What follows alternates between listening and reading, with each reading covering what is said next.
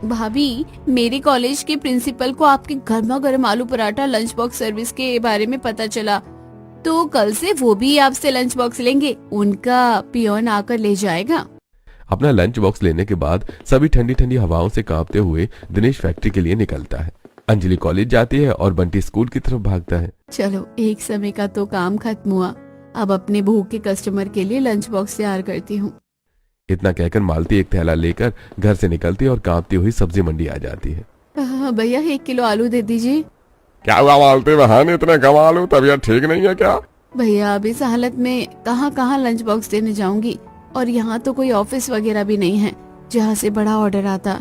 दिन के 4 या 5 लंच बॉक्स ही तो तैयार करने रहते हैं और उनमें से कुछ बचता भी नहीं। अरे मालती बहन, तुम्हारे हाथों में स्वाद है। बड़े शहर की तरफ जाओ, वहाँ घर छोड़कर कमाने आए लोगों की भूखी भीड़ खड़ी हुई है। इस गरीबी में शहर में 2 दिन नहीं टिक पाऊंगी, और अब लोगों को कहाँ देसी खानों की आदत रह गई है। सब तो रेस्टोरेंट की तरफ जाने लगे हैं।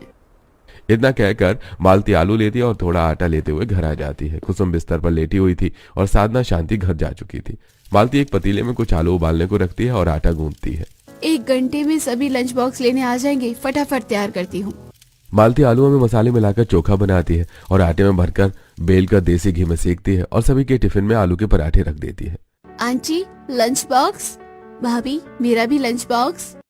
दोपहर के 12 बजते ही मालती से आलू के पराठे का लंच बॉक्स लेने लोग आ जाते हैं। मालती सभी से खाली लंच बॉक्स ले लेती है और आज का लंच बॉक्स दे देती है। वहीं स्कूल के मैदान में बच्चे लंच बॉक्स में बैठते हैं। सब अपने अपने टिफिन खोलते हैं। बंटी अपना टिफिन खोलता है। गर्मा गर्म आलू पराठे की खुशबू चारों तरफ फैल जाती है। ये क्या है यार, इसकी खुशबू कितनी अच्छी है।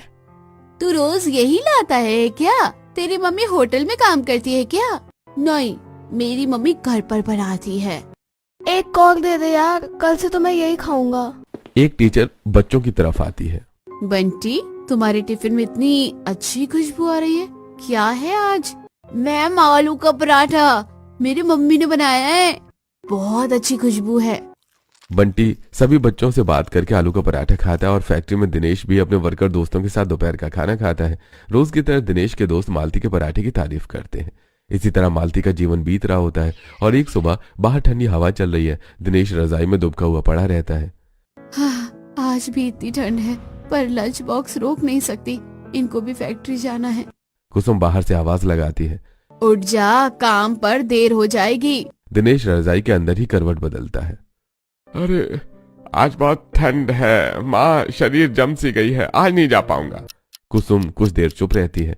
ठीक है, पर कल जरूर चले जाना। पर दिहाड़ी रुकेगी तो घर कैसे चलेगा? एक दिन न जाने से कुछ नहीं होता है। दिनेश फिर से रजाई ओढ़ लेता है और सो जाता है। ऐसे ही अगले दिन भी दिनेश फैक्ट्री जाने के समय में रजाई में दुबका रहता है। उठ जाओ भैया, माँ बहुत गुस्से में है, कह रही है ये आलसी आज भी काम पर नहीं जाएगा। अब जब माँ ने बोल दिया है तो क्या करूँ, फैक्ट्री जाकर सोने दे। इसी तरह दिनेश आज भी फैक्ट्री नहीं जाता है। वहीं मालती रोज सुबह चूल्हा जलाती लंच बॉक्स तैयार करती है, दोपहर को आए ग्राहकों को लंच बॉक्स देती है और इसी तरह तीसरे दिन भी दिनेश फैक्ट्री नहीं जाता है। 3 दिन हो गए, काम पर नहीं गए, दिहाड़ी नहीं आई तो घर कैसे चलेगा? शाम का समय है। रसोई में आटे का डिब्बा पूरा खाली पड़ा है। मालती आलू की टोकरी देखती है, उसमें सिर्फ 2 छोटे आलू बचे हैं। माँ जी, आटा और आलू लगभग खत्म हो गए हैं। दिनेश से दिहाड़ी मांग, कल मैं जाकर लेकर आती हूँ। मालती हिम्मत करके दिनेश के पास जाती है। हे जी, कल आलू और आटा लेना होगा, घर में थोड़ा सा भी राशन नहीं बचा है, और कल मेरे भी सारे पैसे दवाइयों में खर्च हो गए हैं। दिनेश जब जेब टटोलता है, अरे मेरे पास अभी पैसे नहीं है। पैसे नहीं है? 3 दिन की दिहाड़ी अभी नहीं मिले माँ। अभी मिली नहीं, या तू 3 दिन से काम पर गया ही नहीं? हे भगवान, एक औलाद थी, वो भी कामचोर। अगर कल दिहाड़ी पर नहीं गया तो डंडे से मारूंगी, समझा?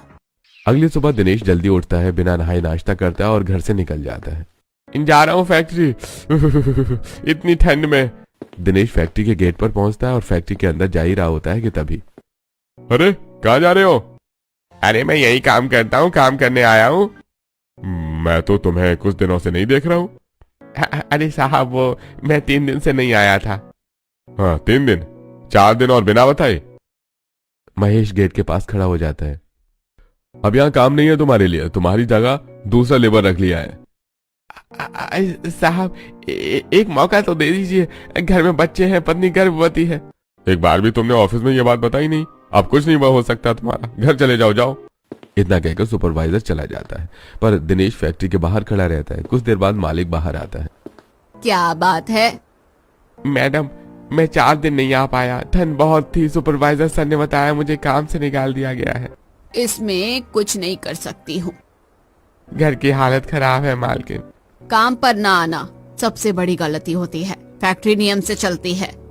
अभी कोई जगह नहीं है। जाते वक्त रिसेप्शन पर अपना नाम दोबारा लिखवा जाना। अगर आगे काम रहा तो बता दूंगी। दिनेश की आंखें झुक जाती हैं। ठीक है मैडम। दिनेश फैक्ट्री से बाहर निकलता है। वो रास्ते में कहीं नहीं रुकता, कांपते हुए धीरे धीरे घर की तरफ चल देता है। घर में मालती आंगन में बैठी टिफिन धो रही होती है। दिनेश चुपचाप अंदर आता है। इतनी जल्दी आ गए? काम हो गया? हाँ, कल से काम पर जाना है, आज फैक्ट्री की छुट्टी है। तो कल राशन ले आएंगे? हाँ। इसी तरह रात हो जाती है, सब सो जाते हैं, पर दिनेश करवटें बदलता रहता है।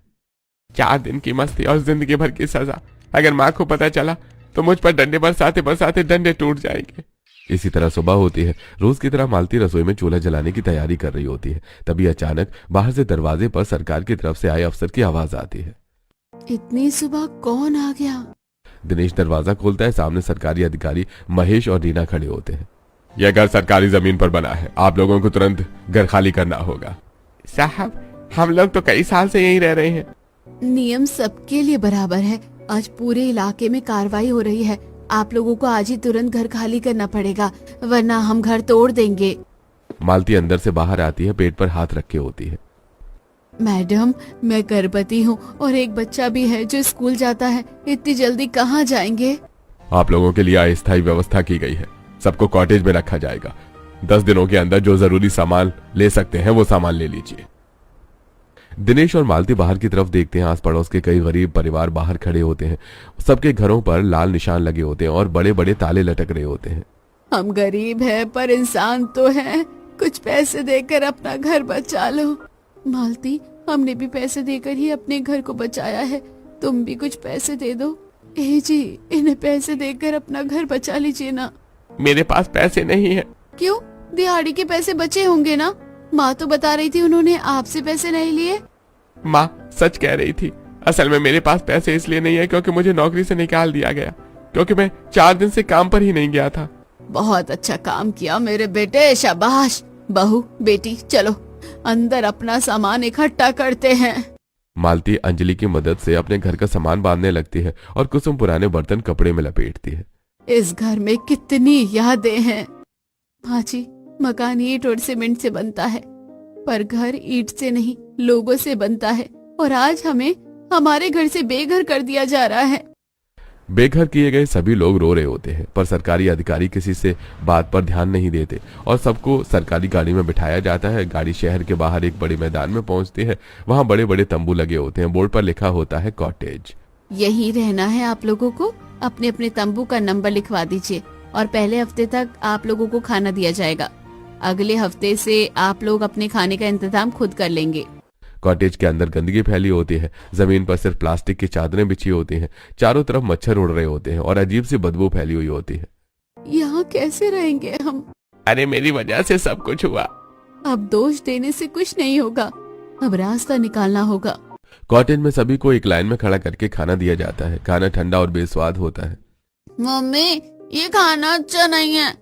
बेटा, अभी यही है, भूखे रहने से तो अच्छा है, इसे ही खा लो। इसी तरह ठंड में रात भर कांपते हुए और दिन भर गंदी बदबू सहते हुए मालती का पूरा परिवार कॉटेज में 2 दिन बिताता है। लोगों के चेहरे और ज्यादा मुरझा जाते हैं। मालती सबको खाना खाते हुए देखती रहती है। ये लोग इतना सारा खाना कैसे बना रहे हैं?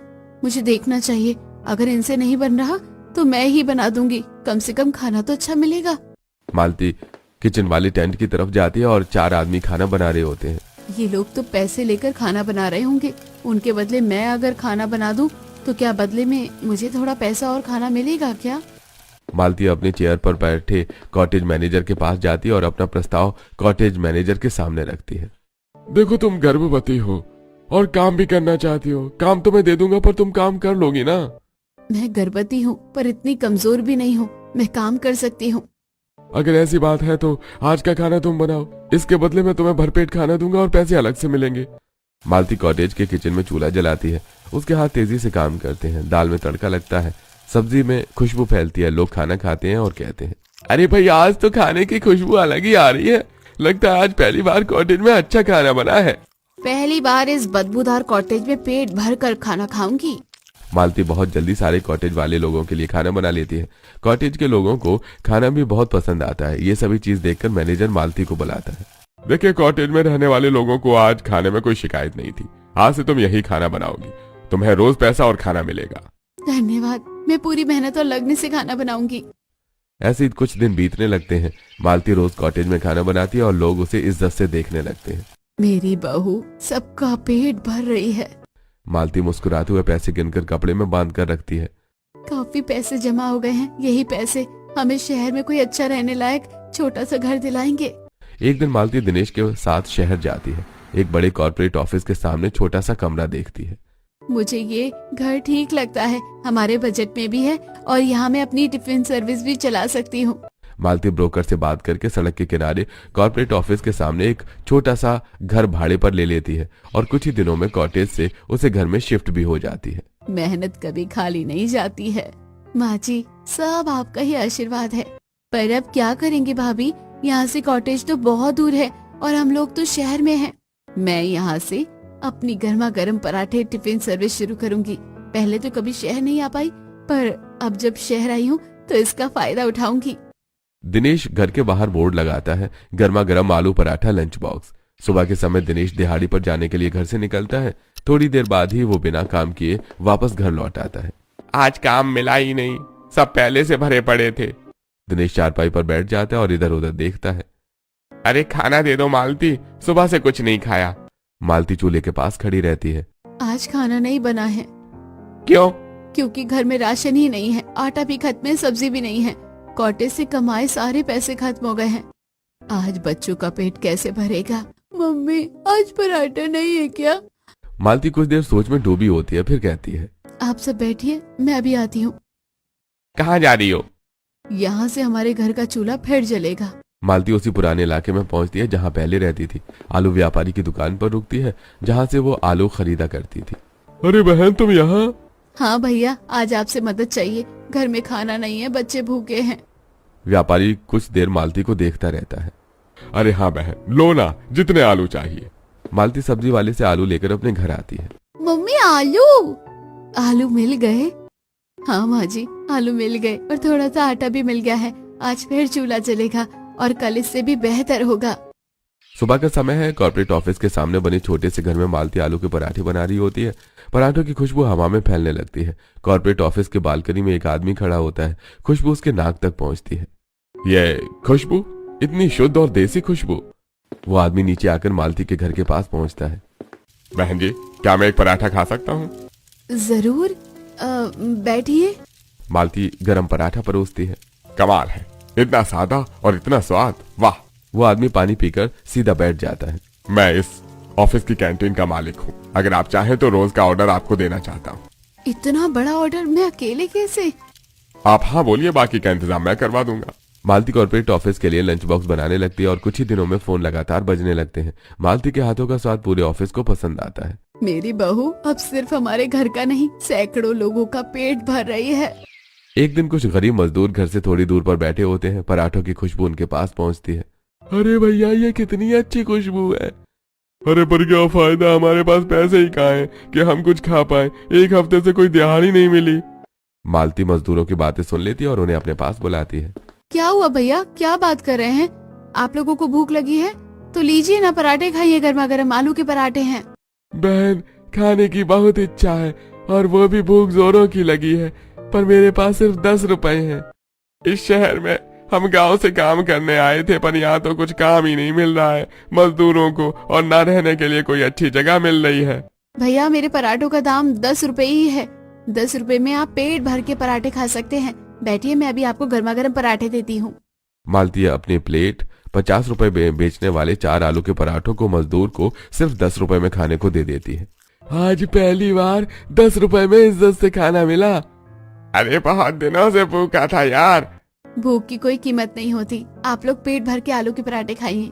अरे वाह, पराठे तो बहुत स्वादिष्ट बने आए हैं आपने। मैं रोज आपके पास आलू के पराठे खाने आऊंगा। आप रोज आइएगा और आपके सिर्फ 10 रुपए लगेंगे गर्मा गर्म आलू पराठों के। आप चाहे तो मैं आपको टिफिन में भी पैक करके दे सकती हूँ, ताकि आप दोपहर के खाने में भी 10 रुपए में गर्मा गर्म आलू का पराठा खा सके।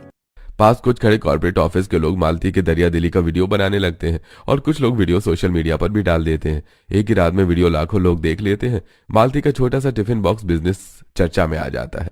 मालती के ठेले के पास कुछ रिपोर्टर्स आते हैं। तो आप 10 रुपए में सबको पेट भर आलू के पराठे कैसे दे रही हैं? हम छोटी सी टिफिन सर्विस चलाते हैं। जिन लोगों के पास पैसे नहीं होते हैं उन्हें हम मात्र 10 रुपए में पेट भर खाना खिलाएंगे। मालती का छोटा सा टिफिन बॉक्स बिजनेस चर्चा में आ जाता है। मालती पूरे शहर में 10 रुपए में गर्मा गर्म आलू पराठा लंच बॉक्स वाली नाम से फेमस हो जाती है। आज से कोई भी भूखा नहीं जाएगा। एक दिन दिनेश दिहाड़ी से थका हुआ घर आता है। क्या बात हो रही है? ग्राहकों को मेरा खाना पसंद आ रहा है। 10 रुपए में लंच बॉक्स देने की बात चल रही है। अगर तुम्हें दिक्कत ना हो तो कर लो, मैं भी मदद करूंगा। मालती 10 रुपए में गर्मा गर्म आलू पराठा टिफिन बॉक्स सर्विस शुरू करती है। मालती का छोटा सा बिजनेस इतना बड़ा हो जाता है कि मालती की रसोई अब छोटी पड़ जाती है। मालती कई लोगों को काम पर रखती है। बंटी को अच्छे स्कूल में एडमिशन करवाती है। मम्मी, मेरे स्कूल वाले आपके बारे में जानते हैं, कहते हैं तुम 10 रुपए में गर्मा गर्म पराठे वाले के बेटे हो ना। इसी तरह मालती अपने बेटे को पढ़ाती है। साथ में अपनी नंद अंजलि को भी वकील की पढ़ाई करवाती है। पढ़ाई पूरी करके अंजलि वकील बनती है। भाभी, आज मैं जो भी हूँ वो आपकी वजह से हूँ। आज समझ आया मेहनत क्या होती है। मालती चूल्हे के पास खड़ी होकर पराठा सेकती है। पराठा की खुशबू से तुरंत ही ग्राहक की भीड़ लग जाती है और सभी ग्राहक एक साथ चिल्लाना शुरू करते हैं। अरे भाई, मुझे गर्मा गर्म आलू पराठे के 2 लंच बॉक्स दीजिए। पहले मुझे दो, मेरे बच्चे की स्कूल की घंटी लगने वाली है। मुझे गर्मा गर्म आलू पराठे के 4 लंच बॉक्स दीजिए। नहीं नहीं, पहले मुझे चाहिए, मेरे पति ऑफिस जाने वाले हैं।